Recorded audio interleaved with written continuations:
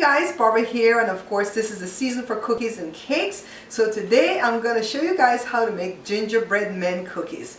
This on the top of it is royal icing, but it's our Belizean royal icing, okay? Jada decorated for me because you guys know I suck at decorating. You're watching the Bear Pantry Show.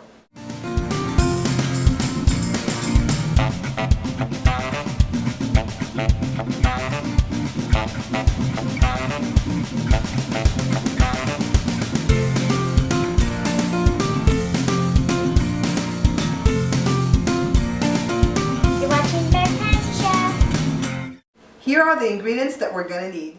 1.5 cups of all-purpose flour, and it's not sifted. Half a teaspoon of baking soda. 1.5 teaspoons of ginger, grounded of course. 1 teaspoon of cinnamon, and this is where you would add salt if you were adding salt, and it's only half a teaspoon. I'm not gonna add any salt because I'm using salted butter. This is half a cup of salted butter softened, half a cup of firmly packed dark brown sugar, 1 egg, and it's a pretty big egg. And I'm using French vanilla pudding mix. All right, pretty simple. We need the hand mixer and the cookie cutter. Oops, my bad guys, I almost forgot to tell you you're gonna need molasses, 1/4 cup. All right, let me go ahead and add the baking soda to the all-purpose flour. Now next it's a 1.5 teaspoons of ginger. It's not a whole lot of ginger, but it already smells amazing in this kitchen. The cinnamon, and this is where you would add the salt if you were doing salt. Okay, let me go ahead and get this well incorporated by using my little whisk here that my friend Lisa gave me. Now let me set this aside and work on the wet ingredients. This is the butter softened to room temperature.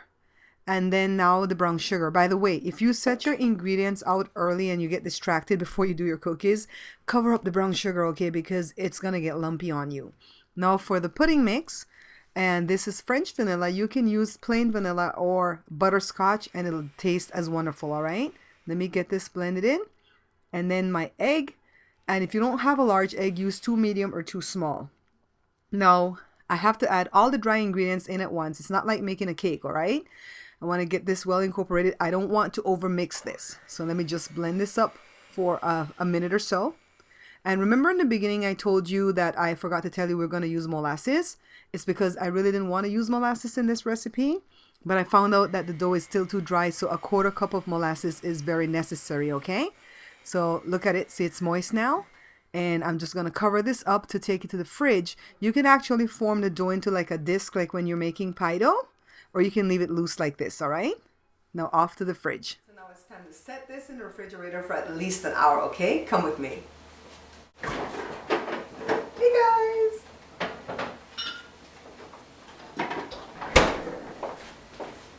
I always have so much fun when I put that camera in the fridge. I'm so silly. Sometimes I think I have just a little bit too much fun when I'm making these videos.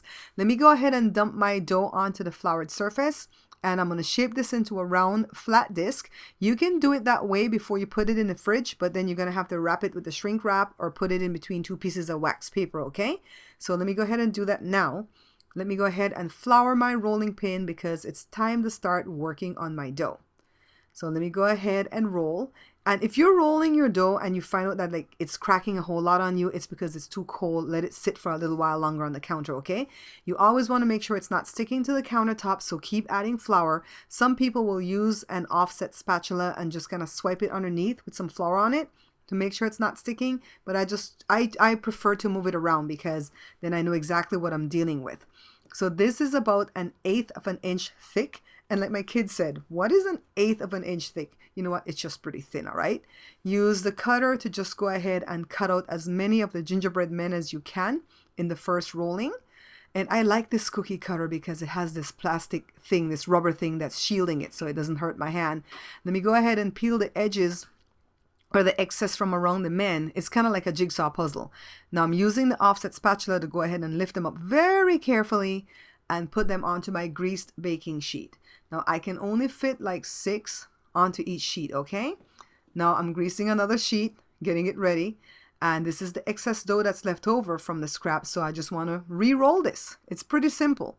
Just go ahead and cut some more men out, and you keep doing this over and over again until you use up all the dough, all right?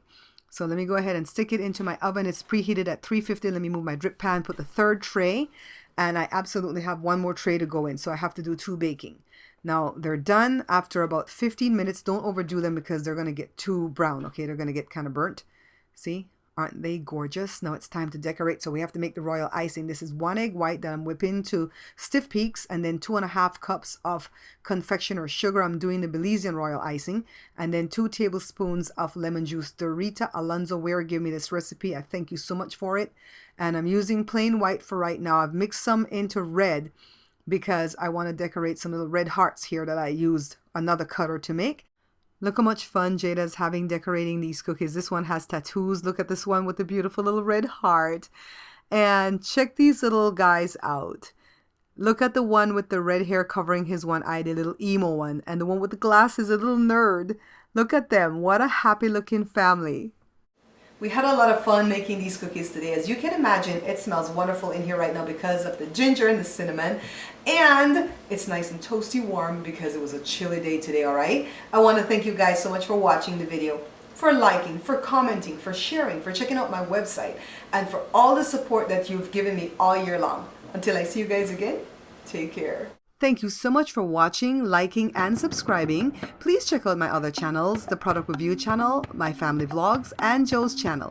You can find all the links in the description box below.